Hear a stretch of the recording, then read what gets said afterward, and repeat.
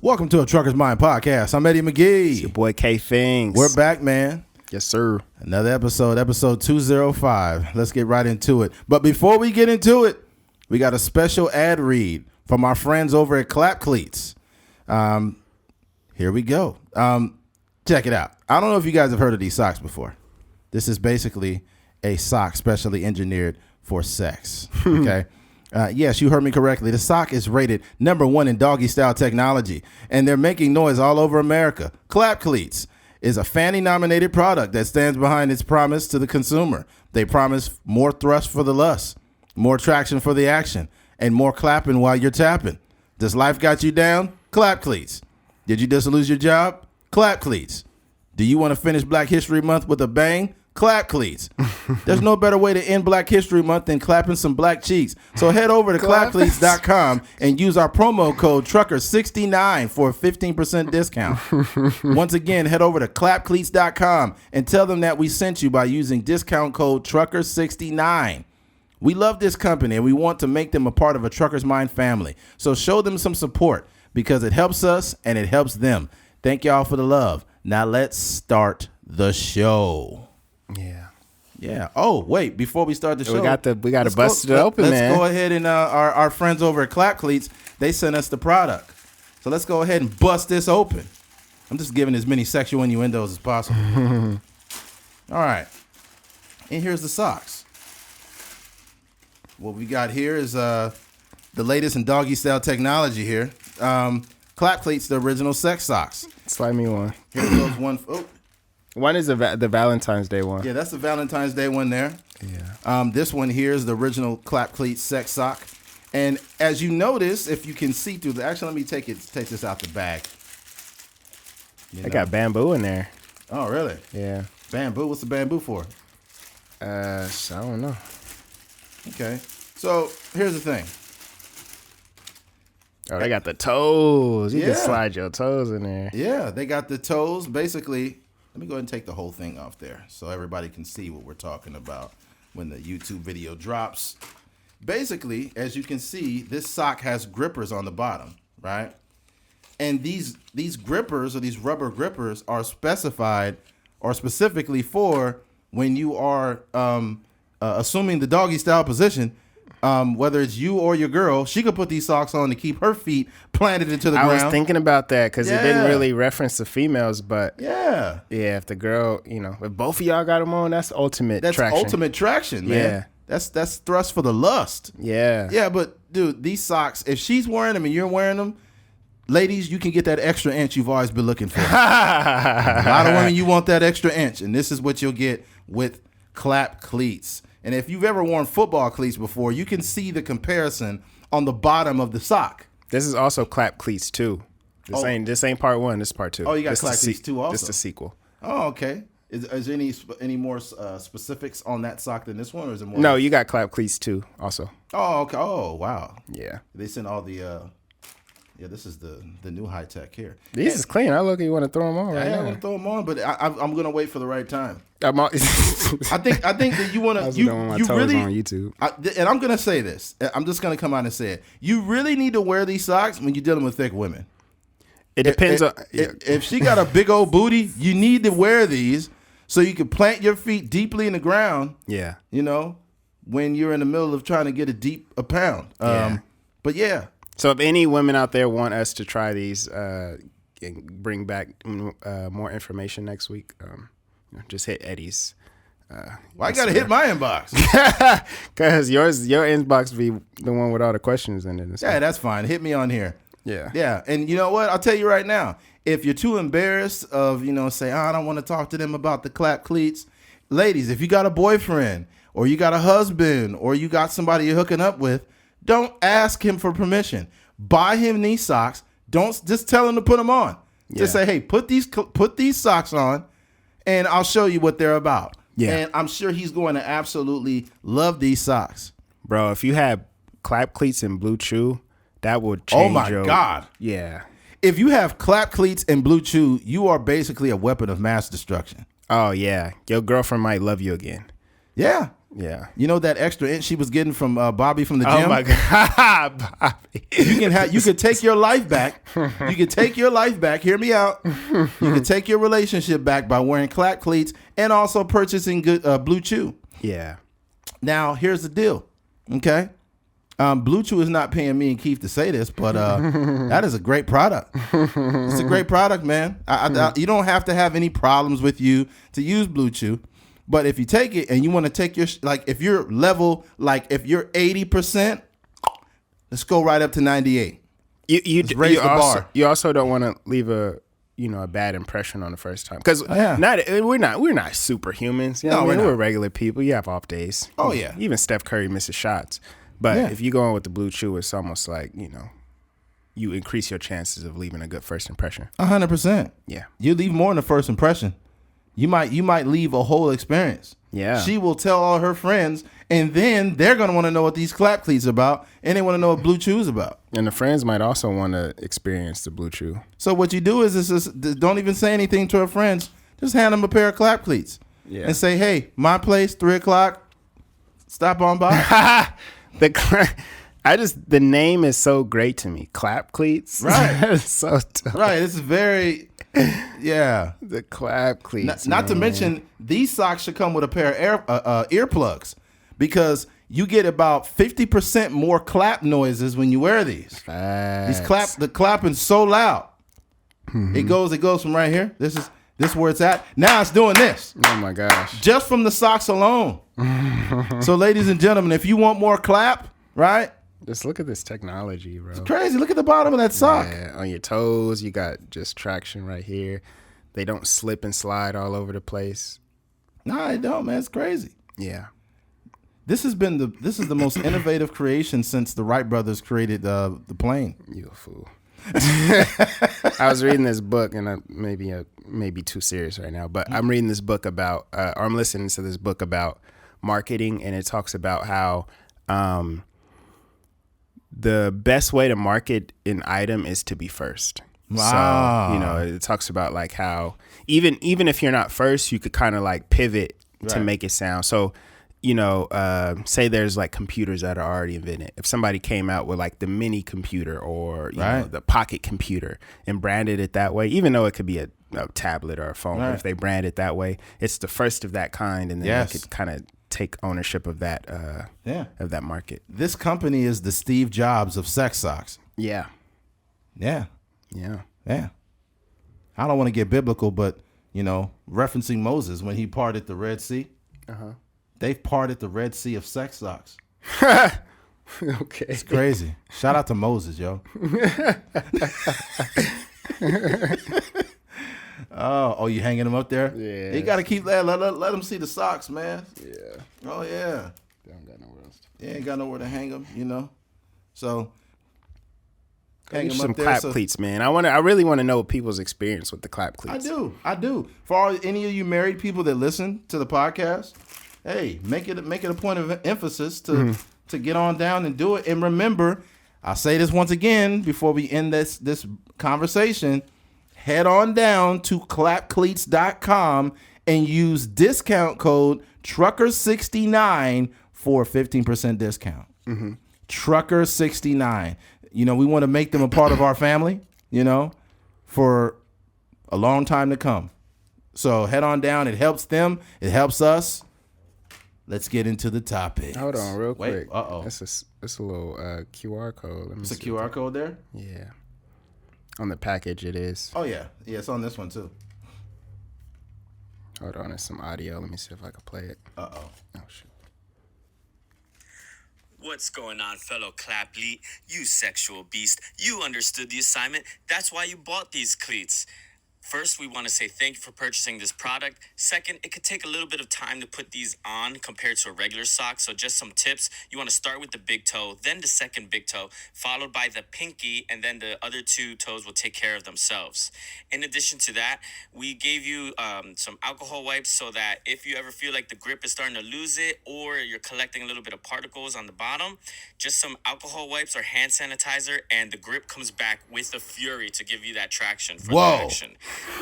A last thing about maintenance is you can wash this like any other sock. However, you don't want to dry it on high heat because of the polymer grips at the bottom. So you want to either tumble low dry or air dry it. And stay tuned because the next project is our thigh high no slide socks that go all the way up above the knees, and they will have grips not just on the bottom but on the knees, and there will be padding at the knee location. So this will help for that late night fun, and that should be ready before Valentine's Day. So keep an eye, stay tuned to our newsletter, so we start putting it out. Thank you. Thanks for joining the family. All right, clap cleats. Let's give him a clap. All right. You wear these, you might extend your family. Yeah, you might. Somebody getting pregnant. It's going to be a lot of nuts being busted in that house. All right. That's pretty dope, man. All right. Yeah, shout out to Clap Cleats. Shout out to Clap Thanks Cleats, for the yo. socks. All right. Let's get right into it. Recently, there was some tainted pancakes. Tainted cupcakes.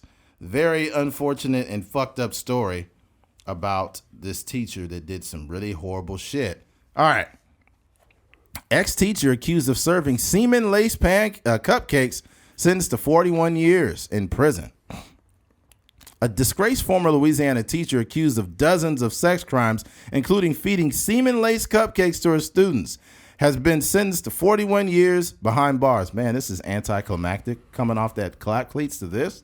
Yeah. Fuck. Anyways,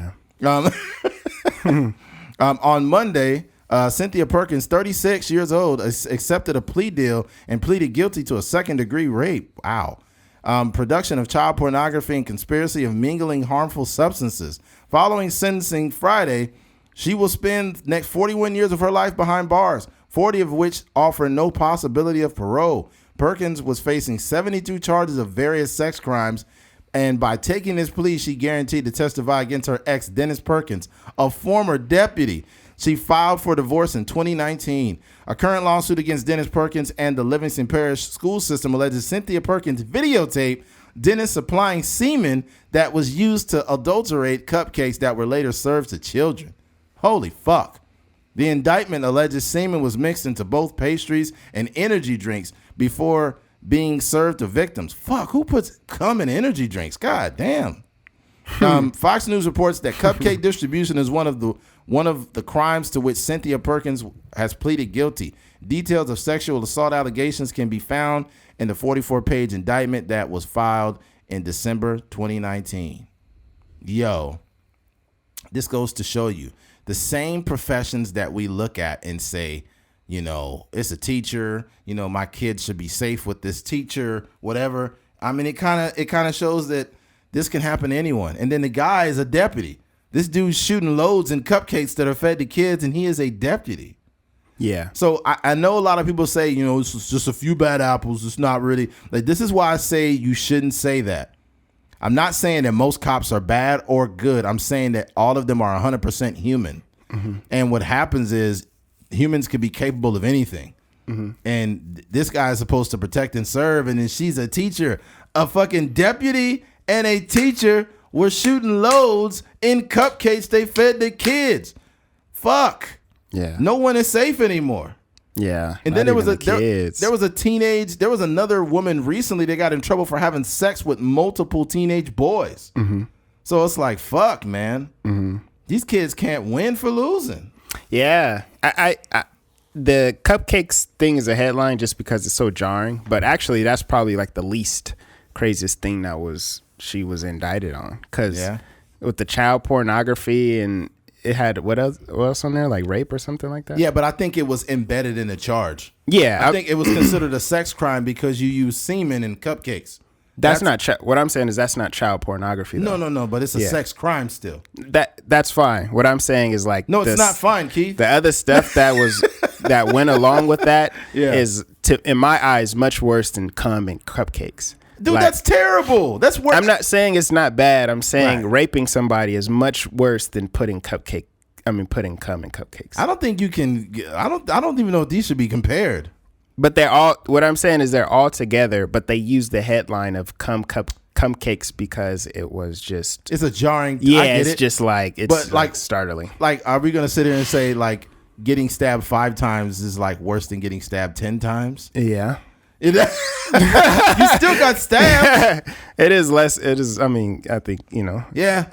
If somebody wanted to stab me 10 times, or if I had a choice, like, hey, you getting stabbed 10 times or 5, I might say 5. Yeah. $5 foot long. Remember that commercial with Subway? Yeah. I don't know why I thought about that right now. This nigga hungry. Hell yeah. Let me get a hell yeah. Yeah, man. Yeah. It's just why I think that's people are sick. I think that's the thing that I'm realizing more and more when you just hear these different stories. It's a lot of like people that aren't mentally well, and for whatever reason, I don't know what the reason was for her to do this, but that some way, shape, or form probably made her feel good to go to school and to serve these kids. That's like disgusting. These cupcakes. And yeah, my question is, how do you find this out though? I don't know. I have no idea. It's just, as a collaborative, they came together to be one weirdo. Yeah. Like, me coming in these cupcakes, like, it's just so weird to me. It's just like every day I'm hearing these things, and it all points to like mentally ill people. Yeah, it's definitely mentally ill people, but it also makes me not want to eat people's food. Yeah, it's like, we're having a banquet Saturday. Everybody bring your. I'm like, nah. I don't want none of these fucking. I don't want no salad with this. I don't know what kind of dressing is this. Yeah, what are you putting in this fucking shit? What if that was just punishment for the kids being bad? Timmy, sit down. These badass kids, they're gonna get it. I told you to sit down. You're in attention, buddy. Oh man, that's how she got them, because she was giving them. She was rewarding them for bad behavior. That's when y'all should have known something was up. Because Timmy is in the back talking the whole time, probably cussing her out. And she's like, hey, Timmy, I know you're talking over me and you're not paying attention, but do you want a cupcake? He should have knew right there that it was. Should have known. Yeah. Yeah, should have known. That's not cream filling, Timmy. Golly, man. What a fucked up thing to do. Yeah. Especially if they liked it too. That'd be wild. Yeah, that's terrible. And semen, the only place semen belongs is in a condom. Or in your girlfriend's mouth. But besides that, nowhere else. It's not in food. Not in food. Yeah. Yeah, a lot of women would disagree with that. They'd be like, not in my mouth. Yeah. You got to get over yourself. It's 2022. If you want to keep a man, you got to start sucking some cum. Oh, man. Yeah. Dang, man. I bet a lot of the women viewers the listeners just tuned out. It's like, you know what? I'm done with Eddie and Keith. They're trying to tell women to swallow that stuff. That's terrible. It's too salty. I can't do it. Yeah, that's wild. Guess there's some low sodium options out there. That's funny because I can remember like 2011, 2012. There were a lot of studies that had came out about, cum makes your teeth whiter and, it's good. Yeah, all these. It's supposed to make like women's nails and stuff, whatever, stronger. Yeah. I don't know how many of them really believe that. I think it was a man that wrote that article. Oh, of course. Yeah, he probably was trying to convince his wife to swallow his cum. Yeah, and then she was like, I'm not doing that. And then he was like, I got something for you. New York Times. Swallowing cum could extend life for 2 more years. A lot of these studies don't be that legit, though. Nah, they don't. That's why I don't really believe everything online, because somebody could test 10 people, and then they have this grandiose. With a study of 40 people, you'd be like, yo, it's millions of people out here in the world. It's going to be somebody like, just put it in a cupcake. That's crazy. That's like, it's almost the same difference as somebody eating a weed brownie. Like they don't want to just eat weed because I guess weed is not edible. So instead of eating weed, they rather put it in a cupcake or fucking in a brownie or something. I've never, well, 1, I've never smoked weed, but 2, I've never eaten an edible or anything. Yeah. But first of all, I feel like that shit would fuck me up bad. I heard the edibles are very strong. Yeah, they be saying like people don't really know how to, get the recipes right a lot of the time, so they be putting too much THC in there and whatnot. Yeah, Crazy. I was like, fuck. I think my sister had a gummy bear, like a edible. And she's like, you want to try one? I was like, hell no, I want to eat that. Yeah, that's the funny part. Yeah, she offered me one. Like, we regularly smoke together. Yeah, like, I never smoked weed ever. She's like, I know you want one of these, little bro. I'm like, what? Yeah, like, nah. I guess you look like a person that smokes. Like, you look like you partially could be Jamaican or something. Yeah, man. Cupcakes, man. Semen all over the place. Hey, do you remember what was the lady's name? She was Jamaican. Cleo. Miss Cleo. Mm-hmm. Call me now for your free reading. Yeah.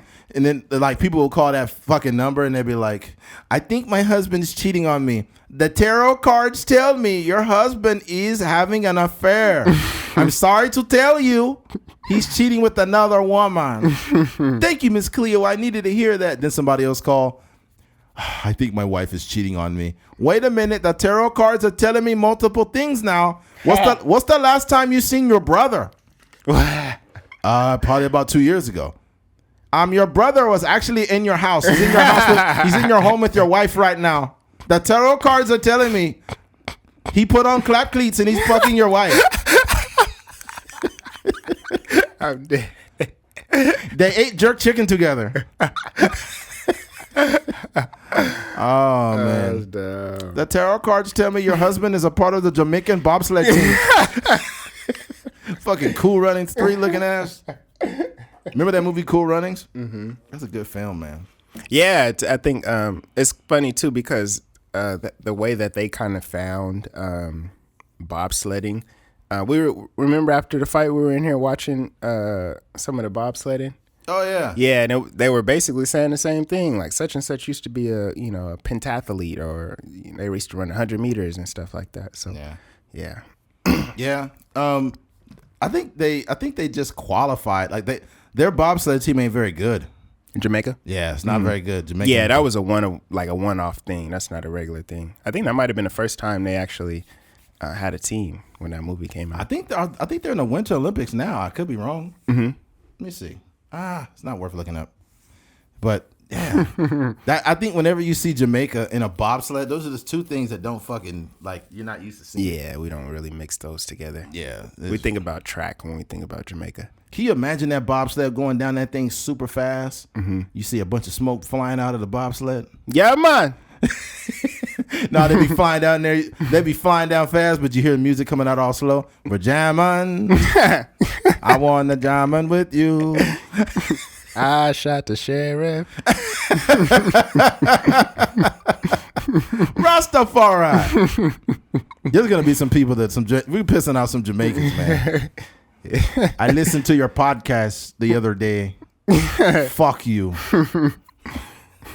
Yeah, man. But yeah, unfortunately, this is a story and a headline. So, folks, the next time somebody has some big party or food, I mean, even if they're not shooting loads of semen in the food, they could have bugs, roaches, or maybe we don't know what their kitchen looks like. Sometimes people have horrific kitchens or really bad, crazy situations where they might have salmonella or I don't know what. Yeah. You never know, man. The funniest shit, and this is the God's honest truth. Shout out to Charlamagne. Many years ago, and probably I say this is about 8 years ago, we had a potluck at my old job. This is before I was truck driving. And we all brought stuff to the potluck, right? And this one dude, I guess he was broke or I don't know what, but he brought a box of generic Cheerios with milk. To a potluck? To a potluck. What's wrong with him? I don't know what the fuck. That's mental illness. We all sat there like, what the fuck? Is this cereal here? And it just said like honey O's. It wasn't even Cheerios or nothing. It had like a bear as a cartoon character. Wait, nobody claimed it?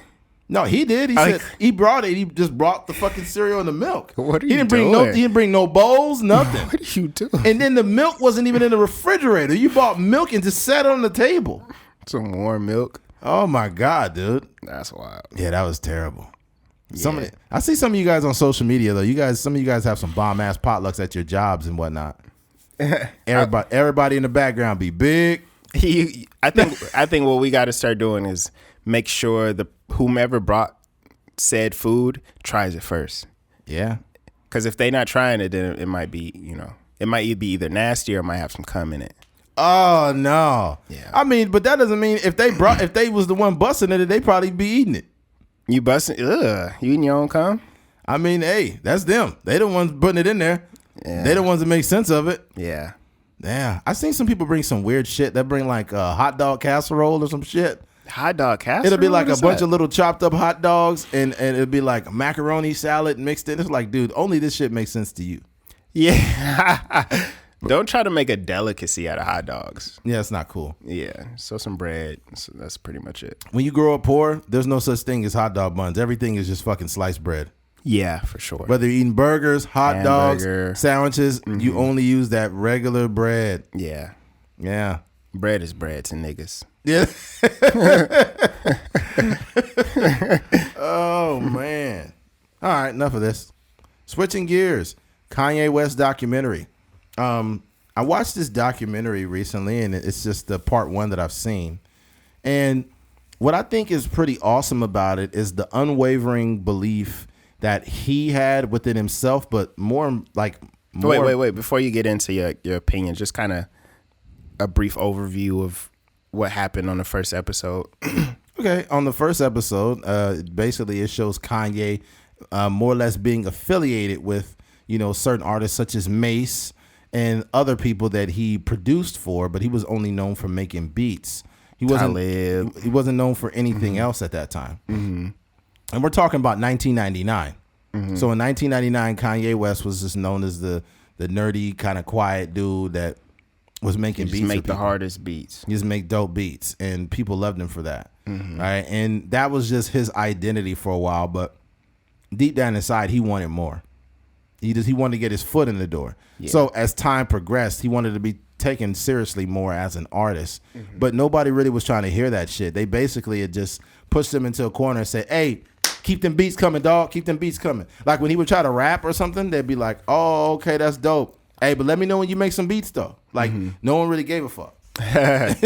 Everybody in the thing introduced him as a producer. Right. Pharrell was in there. He he one of the dopest producers out here. He even had to introduce himself to Pharrell. That's how little known he was. Yeah. Like, "Hey, my name is Kanye West." And then he's like, "Say something to the camera." Pharrell was like, "Yo, this is one of the hardest producers out here. Y'all watch out for him." You see Beyonce back there with those crazy looking braids she had. Yeah. Beyonce and Jay-Z been like in cahoots for a minute. Yeah, they've been a long time. Yeah. Yeah, and that one that was 2000. Mm-hmm. Yeah, that was around 2000. They were on the Rockefeller tour. Yeah. That was 2000. But they weren't officially together. They was talking though. Yeah. She wouldn't be there if they weren't. Right. She was young too. Mm-hmm. So I say, how old is Beyonce? Wait, what year was that? That one was like 2000. Because that's the tour. That same tour that came to Rabobank, right? No. That was the Hard Knock Life tour. Oh, okay. Hard Knock Life tour was in 1999. Okay. Yeah. A lot of people don't know this, but literally the biggest rap tour or just tour in general that ever come to Bakersfield was in 1999. It was called the Hard Knock Life tour. And that tour had everybody on it. And back then it was called Centennial Gardens. And Centennial Garden, they basically, in that one group of rappers, it was Eve, DMX, Method Man, Redman, Jay-Z, Ja Rule. DMX? I already said DMX. Oh, okay. And I forgot who else, but that was a massive fucking tour that went everywhere. If you go on Google, it'll show you all the different cities and states that they went through, but it was a massive. And they stopped through at Bakersfield because Bakersfield is basically one of the biggest metropolitan cities in California. Mm-hmm. So they stopped through. Yeah. But since then, they haven't had we've had big acts here. Yeah. But fuck, that was massive. You got to remember Jay-Z. And it was a hip hop tour. Yeah, it was a tour, yeah. I guess Snoop Dogg is coming here soon. Really? Yeah. I guess he's supposed to be stopping here soon at the what's it called now? It's not Rabobank no more. What the fuck is it called? Mechanics Bank. Yeah, he's supposed to be stopping at Mechanics Bank. That'd be dope. Yeah, but some people's like, I want to go, but Bakersfield people don't know how to act or whatever. It's not. Well, I'm gonna call it Rabobank. Forget Mechanics Bank, but It's Rabobank though. It ain't as like, I don't know, but it is Bakersfield. People be acting weird. Yeah, I still think it's gonna be packed. People are gonna talk all that shit about how they're not gonna go, but it's Snoop Dogg, bro. Come on. Yeah, I also think just like experience stuff. You know what I mean? It's drama everywhere. Right. You know, especially at certain concerts, it'd be like, you know, people that be beefing and they showing up to the same concert. But it's Snoop Dogg. Like, he's a legend. Yeah, that's true. So yeah, there's gonna be the Snoop Dogg is gonna bring a lot of different age groups there.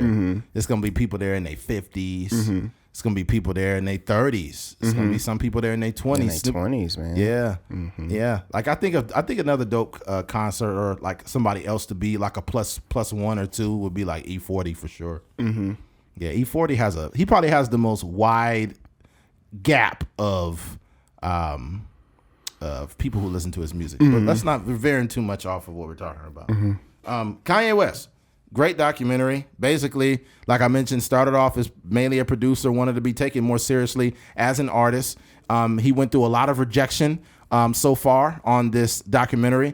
He tried his hardest to play music for people or different music execs or whatever, and they kind of tuned him out a little bit, didn't really show him anything. And the same album that he released is one of the best hip hop albums ever.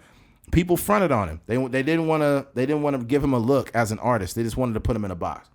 And you could what I took away from it was, you know, a lot of us, if we're creating things such as this podcast, like me and Keith work with this belief that this will be one of the top podcasts in America, at least top 300 to 500, right? And there's tons of podcasts.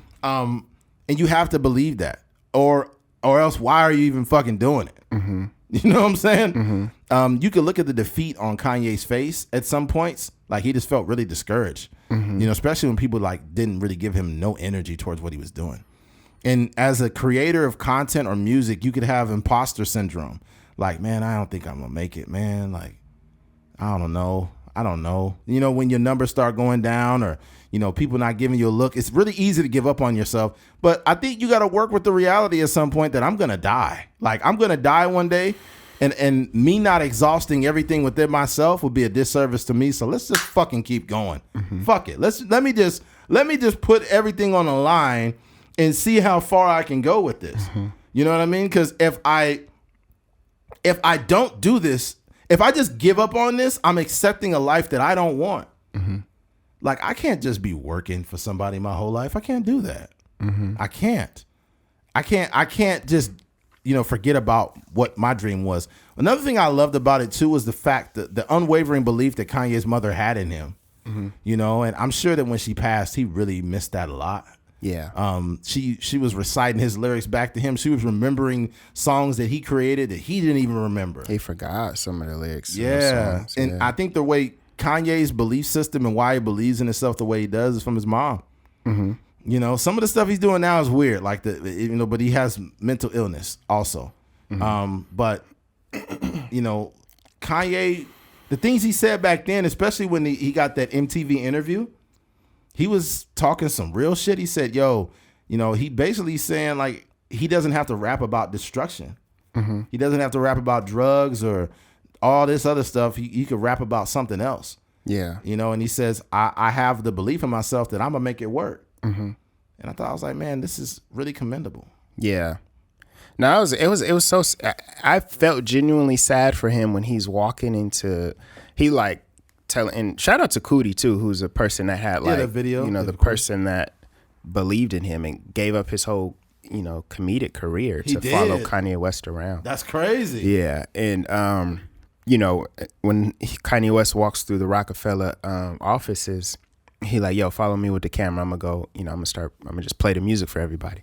And then he walk into one office and the girl is just on the phone, not really paying him no attention. And then he walk into another office, he cut off the music that was playing, and, you know, the girl's not really paying him no attention. She heard one of the lines and she was like, what? Like, you said that? Like, did you hear what he just said in the song? Right. And he just looking there like so discouraged. Somebody else walks in while he's playing his song, and then they just completely, you know, not even paying attention. And mind you, this is All Falls Down. Like, you know what I mean? One of his best songs that he's ever made.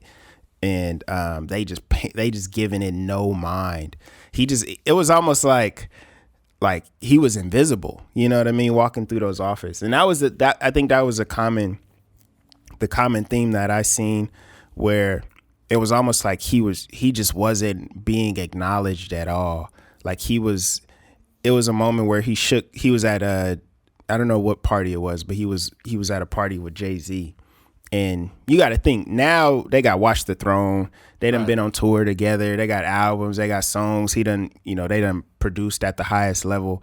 But at that moment, he just like, not that Jay-Z shrugged him off, but it was just like, yo, what's up? Like, I know who you are. You know who I am. Right. But we not like chopping it up. Yeah. You know what I mean? He just kind of moved on. And it's so crazy to think that the guy that, fought so hard just to be where he is, and the guy that accomplished so much with Jay-Z and Beyonce was like at one point just a guy. Yeah. But yeah, just that unwavering belief. I think the thing that I took away the most too is like, no matter how much faith we have in ourselves on this journey, it also takes at least a small tribe. You know what I mean? It takes at least a couple people that kind of like can pick you up when you not doing so well. So, in terms of Kanye West, that was Cootie for sure. Most Def. His mom, Most Def, and then probably Talib Kweli. And there was another guy that he mentioned on his Instagram that he said didn't make the cut. But, just a small select people, like his mom, like you said, reciting lyrics that he forgot, just telling him, like, giving him like tips on just his character, as saying like, you're not arrogant, you just like, you need that certain level of confidence and stuff like that. And she was just like a very warm person. Yes, like she could tell she was just very sweet. Like she genuinely cares about him, and almost like his temperament, that bravado and that like confidence that he had. Like you could tell he almost turned into a boy again when he's around his mom. With his mom, yeah. Yeah. So that was just crazy. And just to think like, cause we know where we know he's at the pinnacle of hip hop, but just to think like this is where he started. He started like making beats and he also paved a way. Not that he was the first producer / rapper, but he almost paved a way in a new era of like, more of a conscious or like backpack rapper that was also a producer. Like he reached the pinnacle of producing, and then he decided that he also wanted to rap. Or maybe it was, the other way around, or the beats probably just took off first. But he just fought so hard to be taken serious as a rapper. And even the moment when he brought Scarface into the studio. Scarface. And he played Jesus Walks for him, and he was like, yo, that's too hard. Like the beat is too hard. Like I can't even rap on that. And then he played him he said, "Oh, this shit dope, man. This is dope." But then he didn't come back to the studio. Yeah, I forgot what other song he played for him, but yeah, he just left the studio. He gave him the beats on the CD, and then he just did. But Kanye West, it's funny because when you look at it, it seemed like he didn't give it that much energy. But Kanye West was like, yo, like he asked to hear me rap. You know what I mean? Yeah. And that was like the little juice he needed, like to take on, the rest of his journey. He said, I didn't get, basically he said, one of my favorite rappers is like, yo, this shit crazy. That's all I needed. Mm-hmm. So he found a way to make the negative a positive. Yeah. And I think that's the best way. That's what keeps you interested. That's what keeps you going. I think for us and with this platform, the unsolicited support that we get from people.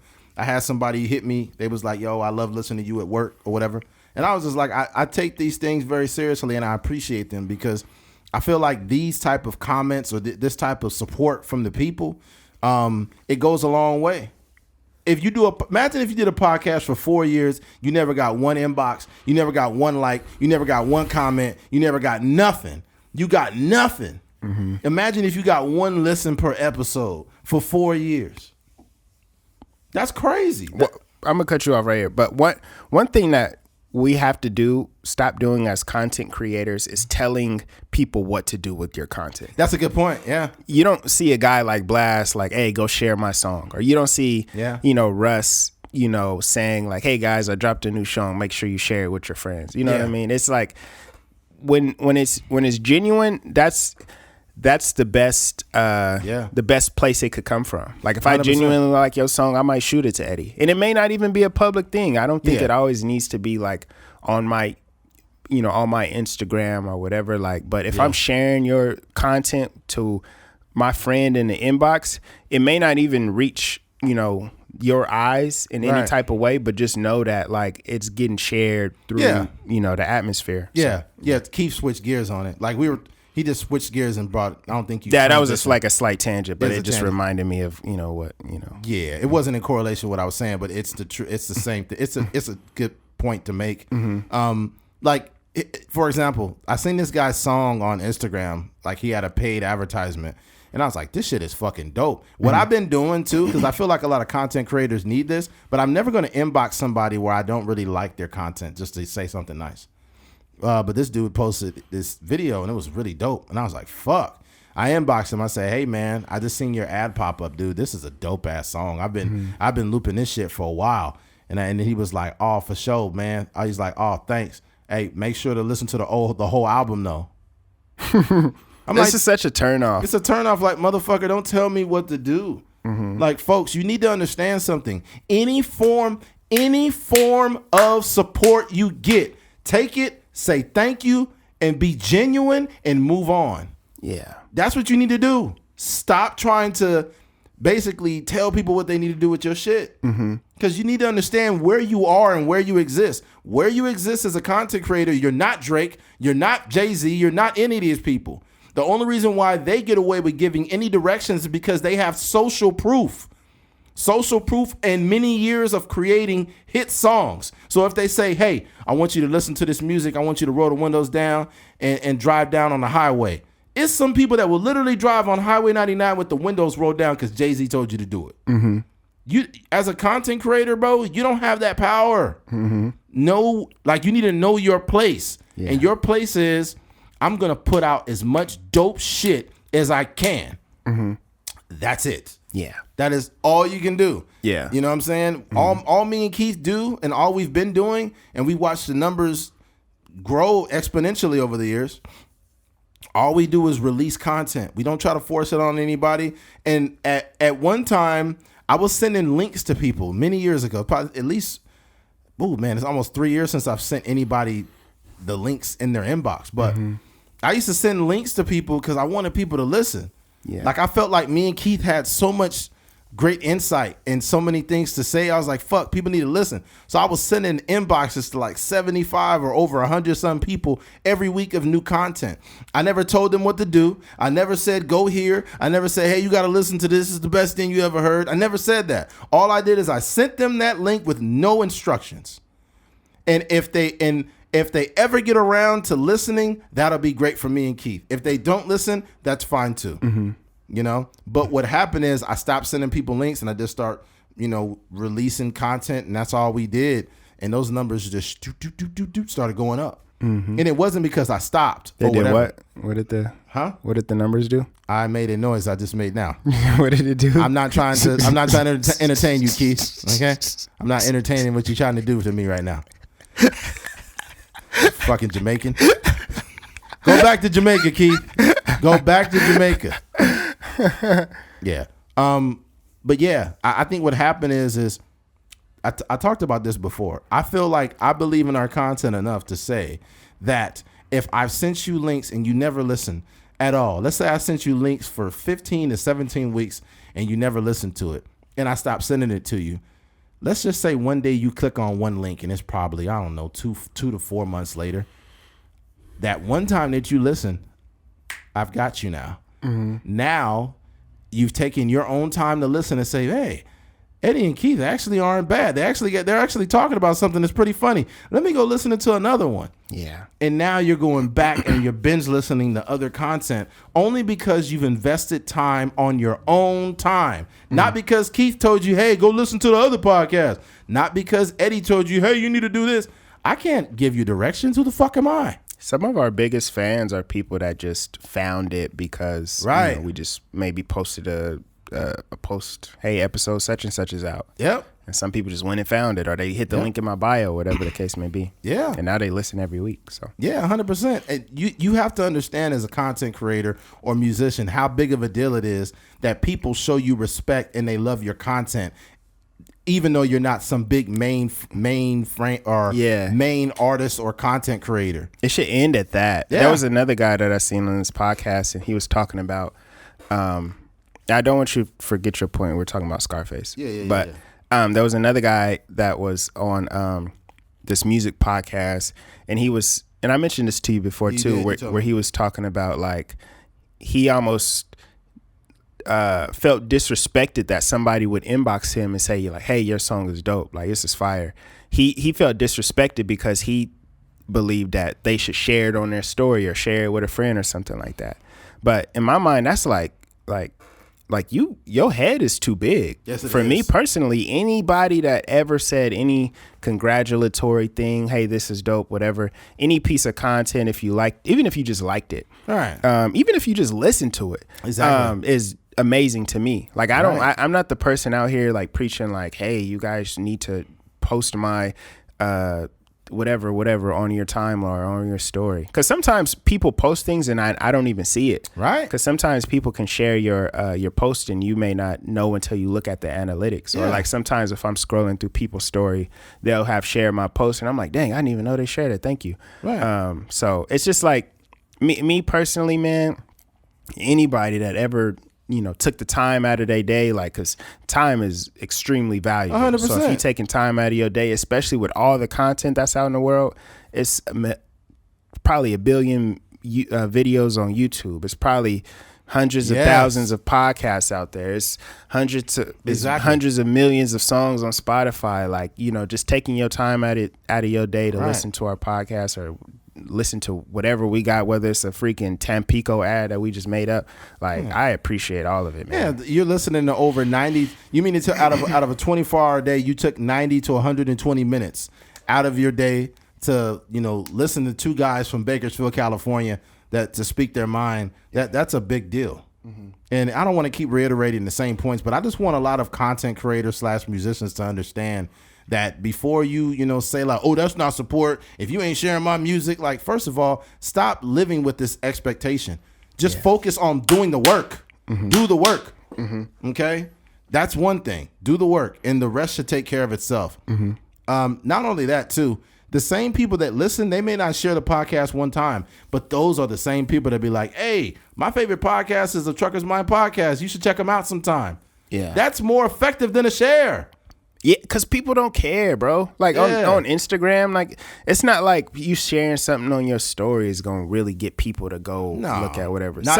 Sometimes, obviously, people going to click on it and see what's up, but that personal connection is much more valuable 100%. Than, if I text Eddie a song or he texts me a song, that's much more valuable in the grand scheme of things than sharing something on your story. Yeah, it is, because you share it on the story. You have to understand how many distractions exist on social media, right? You might be swiping through stories, swiping through them. You just see a link and you don't care. I've done it. I've seen somebody promoting some friend's business and I didn't hate it or anything, but I just swiped through it. Mm-hmm. And a lot of times I'll look at it and be like, oh, what is this? And I'll click on it. But I don't click on every single one. It would occupy too much of my time. You also have to care about the person. 100%. Right? There's a lot of people we be having on social media that we just don't care about their opinion. True. So, if it's somebody that I actually care about their musical opinion, I may click on whatever it is. But sometimes you just got people on there. Yeah. Yeah. So for all of those, man, there are people that listen all the time to this podcast or other podcasts, and they don't share it all the time. They just... People consume content differently. Yeah. Right? So however you consume, if you've ever shared our content via social media, thank you. If you've never shared it, but you listen every week, thank you. If you listen and you mention it personally to other friends, thank you. Has McDonald's ever said like, hey guys, come to McDonald's and then also tell the world that you have McDonald's today? They don't need you to do that. Yeah, it doesn't work, dude. All they do is put them big golden arches out front, and you know what time it is. Yeah, you know that 2 for $3.50 is still there. Mm-hmm. Okay. Mm-hmm. If McDonald's stopped making commercials, I don't think it would affect anything. I don't know. They're the biggest. They promote their. I think they sell them. I mean, they spend the most on marketing out of any fast food restaurant. But I wonder if they stopped. I mean, I only say that because I think they're doing it for a reason. Because no one wants to spend $1 billion on marketing if you don't have to. But you got to think the way they market is so much different, right? They're gonna get a commercial. They're also gonna sponsor artists. You know what I mean? They're gonna get a Saweetie meal. They're gonna do Travis Scott. They're gonna maybe get a thing inside of a football stadium. Yeah, but you're right. But guess who spends zero marketing dollars and they're very successful? Who's that? In-N-Out. Yeah. In-N-Out don't spend no marketing dollars. All they do is pop up on your ass. Mm-hmm. In-N-Out is like the underground rapper of burgers in America. That's true. They like Kendrick back in 2010. Yeah. You know? Yeah. Mm-hmm. The most underrated underground burger rapper ever, bro. Yeah, that's true. Yeah. But everyone's different though. I think that the thing that works for In-N-Out, it may not work for whatever other brand. That's the important thing too, outside of like the hamburger discussion. Like the way our podcast has grown, it may not actually work for anybody else that is trying to. True. You know, so you just kind of have to find what works for you. Yeah, I think that's the most. You think about thing. Like, and we did this. It was over a week and some change. Yeah, it was well over a week. Me and I'll just be transparent. We were averaging over 1,000 something listens on SoundCloud for over a week plus. Mm-hmm. This is without no real promotion. Mm-hmm. Just the word, like not even the really. I guess you could say the word of mouth. Yeah, it's the people doing this. The people listening to this podcast is the one that's doing it. Yeah, like me and Keith we're not really doing a whole lot of heavy lifting. Yeah, we just showing up. Only when we work out. Yep. Yeah. All right, Keith. You tried to tell another joke and embed it within my conversation. Oh, I'm starting to think you're not taking me seriously. Okay. Yeah, but on this first episode, on there's not a whole lot more to really cover. But right now, we've seen the prequel. Basically, what? Let me summarize this. This episode of Kanye's documentary is basically the prequel to his career as an artist. He starts off this whole journey of this documentary as a producer already. He's already producing, but you see Kanye West in his infancy, basically. Mm-hmm. And I think it's pretty dope to catch this. I wish there was more. There wasn't a whole lot on this episode, but what I can take away from it is his camera guy is, taking a leap of faith. I don't even think that really. I don't even properly describe what this man was doing. Yeah, that was just like beyond a leap of faith. Yeah, beyond a leap of faith. Mm-hmm. He left. I forgot where he's from. But he's from Chicago. The dude was? Mm-hmm. Oh, okay. I thought he was from somewhere else. Mm-hmm. But he left and they went to New York together, right? Mm-hmm. That's funny. One of the things too that I found funny was like his whole like braces journey. Yeah, like Ghostface was like, "Bro, did you just take this out of your mouth?" Yeah. No, Scarface is like, "Hey man, what the fuck is that?" He's like, "My Tainted. That shit ain't supposed to go there." Yeah. He said it. He said it too. Like early on, he was like, "The first thing I did when I got some money is get my teeth fixed." Yeah. And I think in him being, he's probably in his mid-20s then. No, he was younger. He's younger. Oh yeah, because Kanye Rose, I think he's 44 right now. Mm-hmm.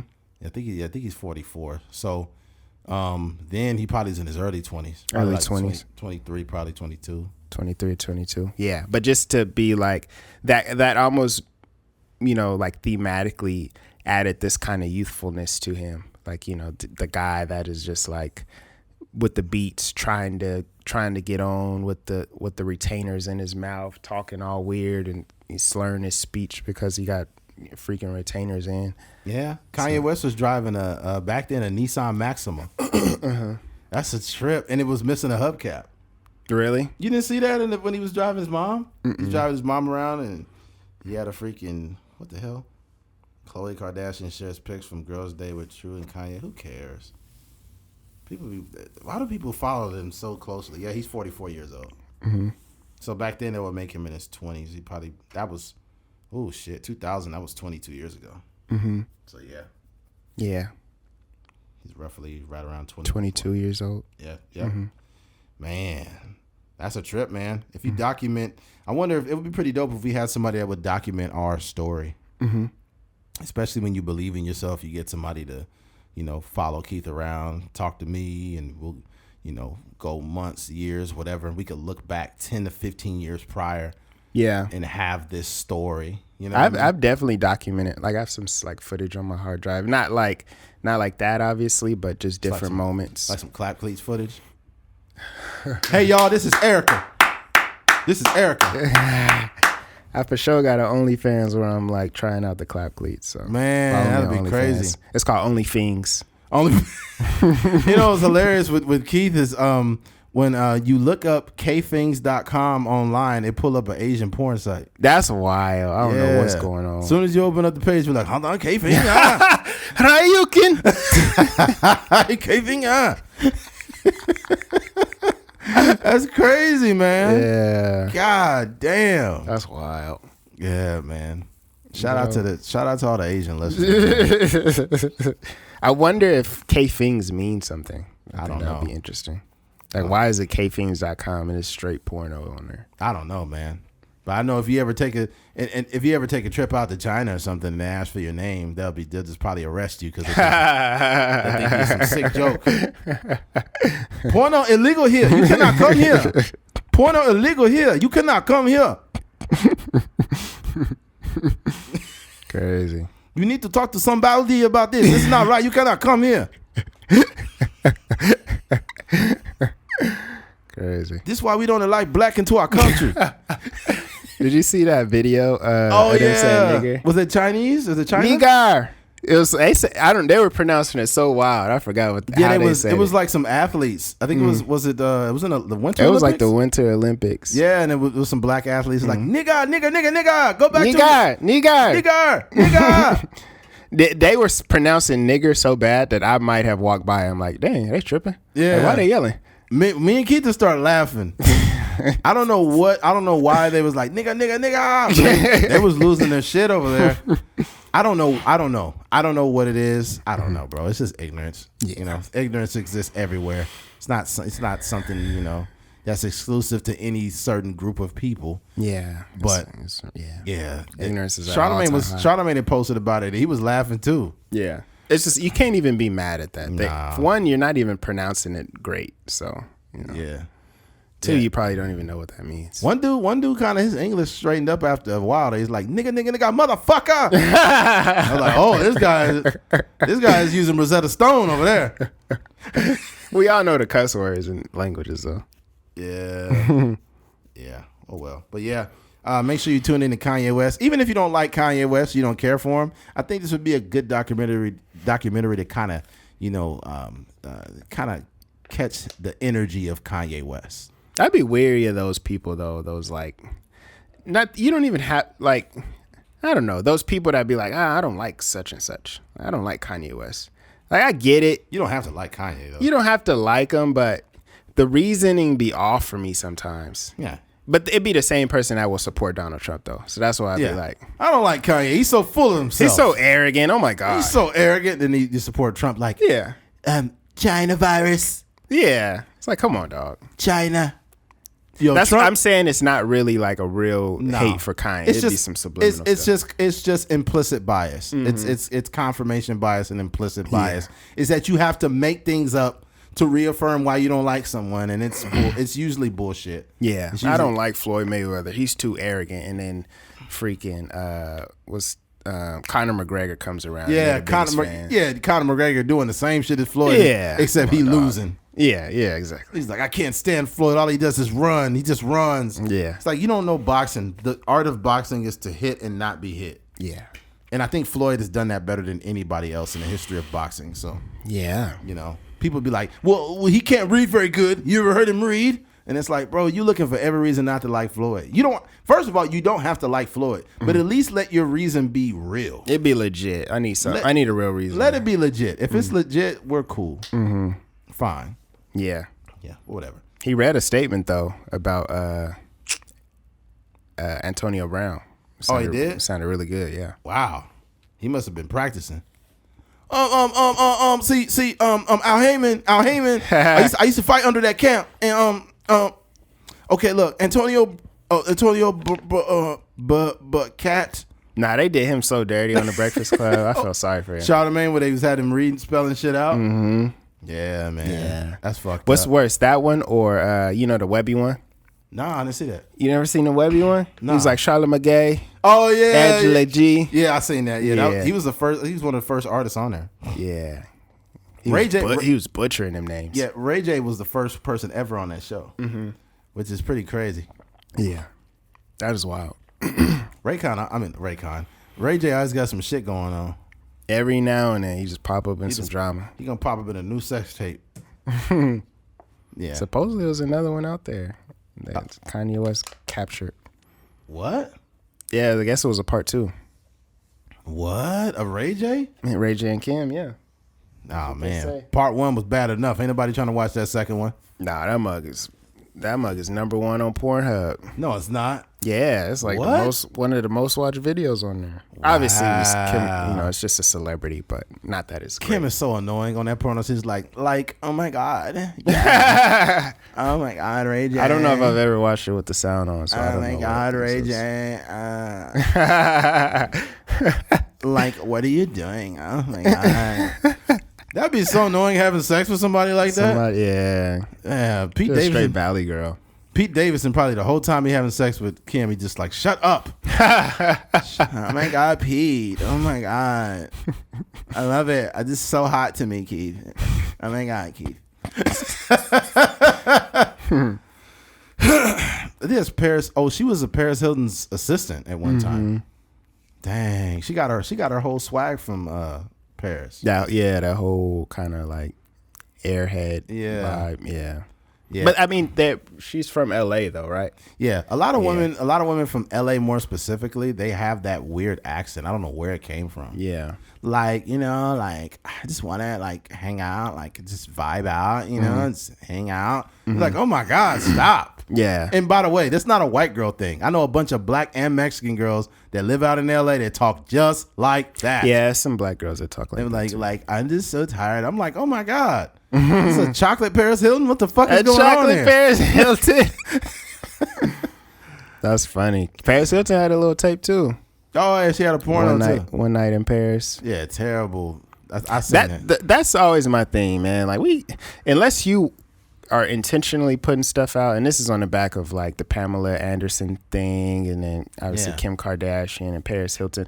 Most of those things came out against their will, right? But I just like, if you don't want something to come out like that, you should probably just not record it at all.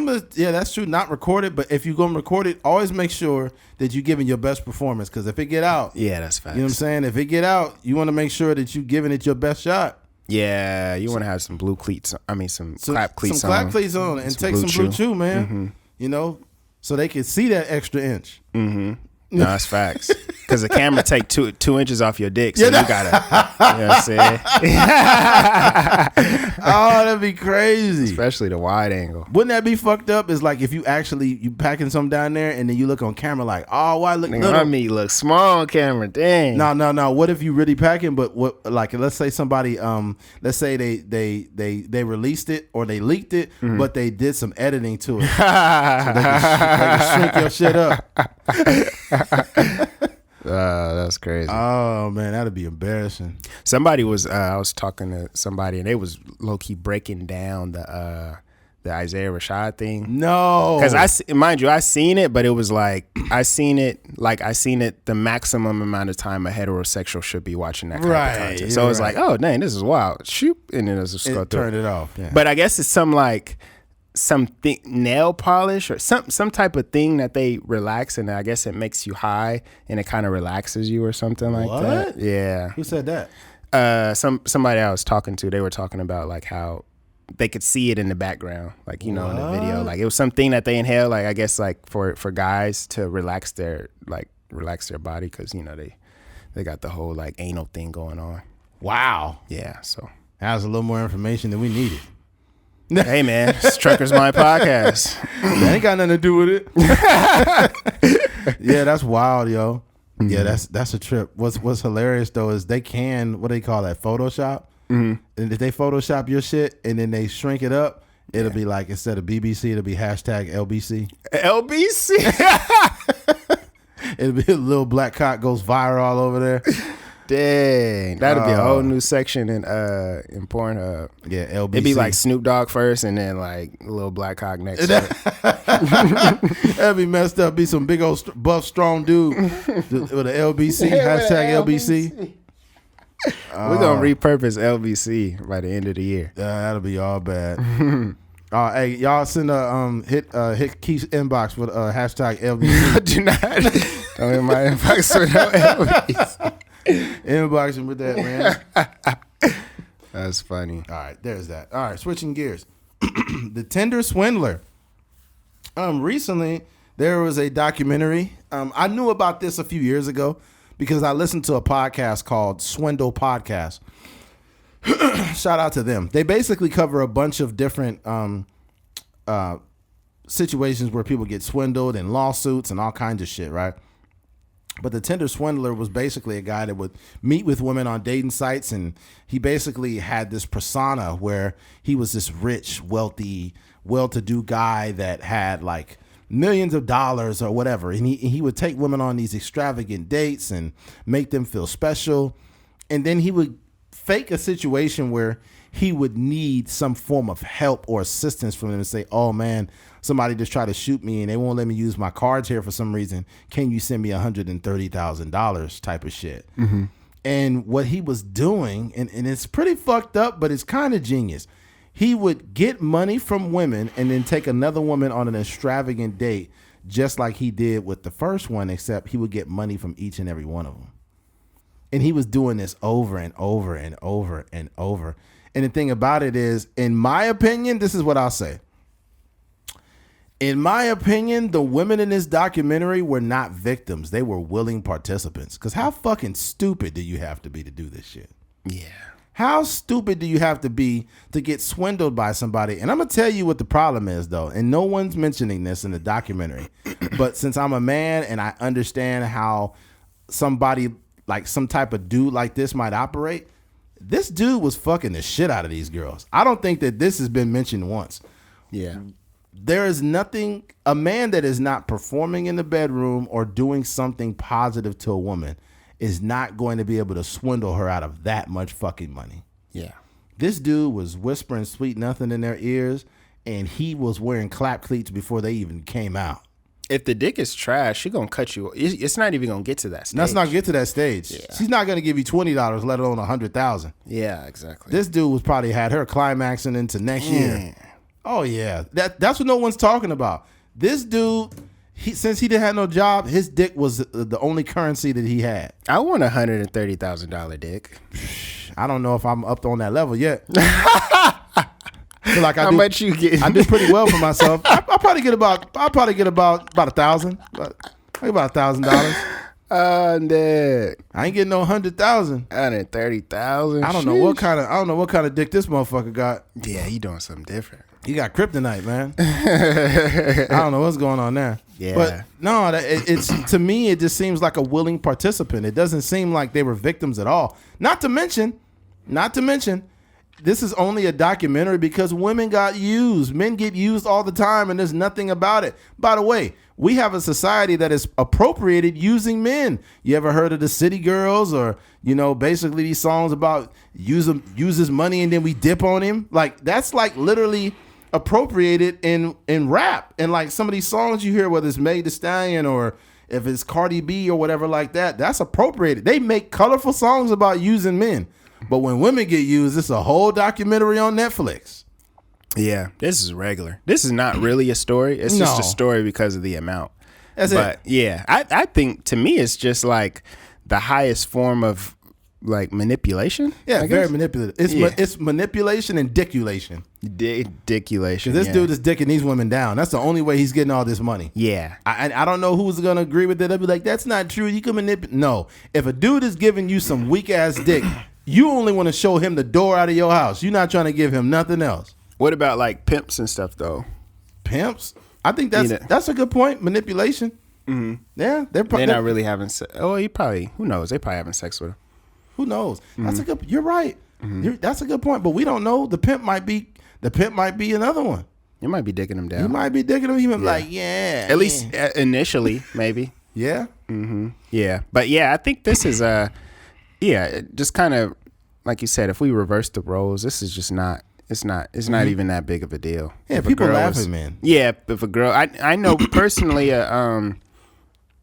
my friend's dad, his ex-girlfriend, got, like, they had a joint bank account or something like that, or she had access to the bank account, and she got, probably 6 figures out of him. So this is just, and that's not no documentary, but somehow this made its way. I think not that this is like something that should be applauded, but there is something amazing about this feat, being able to get this amount of money out of women. That's wild. Yeah. Some women don't even pay for dates. No, they don't.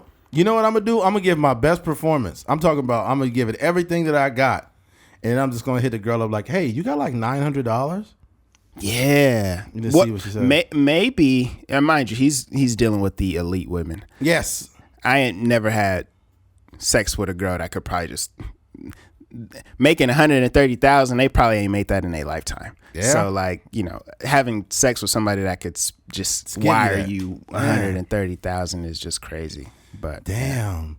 And what's crazy is people say, well, she's worth this much money. She can have any man she wants.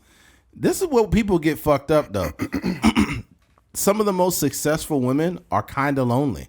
And what I mean by that, success could have a certain amount of loneliness based on the fact that a lot of men, or a lot of the men that they want, it just doesn't work out for some reason. Sometimes women that have accumulated some form of success, they're kind of off-putting in a way. Not like they're horrible people, but they're kind of off-putting. Like they don't really attract men like that. And they also don't have to put up with certain things. They don't, yeah. So I think it just eliminates a lot of people. But this is different though, Keith. We're talking about successful women who are pretty insecure. There's a difference. And I think that their success has isolated them so much that they can't really make that connection with men. Yeah, so they're also on dating apps. And they're on dating apps. So that's the thing. They're so busy that they are stuck on these dating apps trying to find somebody.